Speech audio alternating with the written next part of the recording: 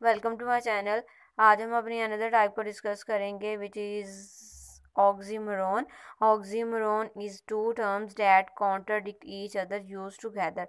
Oxymoron कैसे क्या होता है? ऐसे ग्रुप ऑफ वर्ड्स जो कि जिनको हम टुगेदर करें तो उससे क्या एक वर्ड बने तो उसे हम ऑक्सीमोरॉन कहते हैं। फॉर एग्जांपल यहाँ पे हमारे पास वर्ड है बिटर स्वीट। बिटर स्वीट क्या कि बिटर एक वर्ड है एंड स्वीट एक वर्ड है।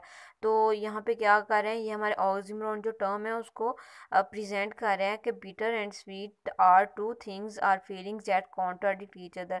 बिटर एंड स्वीट जो दो वर्ड हैं उनको हमने गैदर करके एक वर्ड बनाया जो कि फीलिंग्स को प्रेजेंट कर रहा है, तो उसे हम ऑक्सीमोरॉन कहेंगे। ऐसे ग्रुप ऑफ वर्ड्स जो कि क्या करें, हमारे होल सिचुएशन को प्रेजेंट करें, यानी कि टुगेदरली प्रेजेंट वन सिचुएशन, उसे हम ऑक्सीमोरॉन कहेंगे।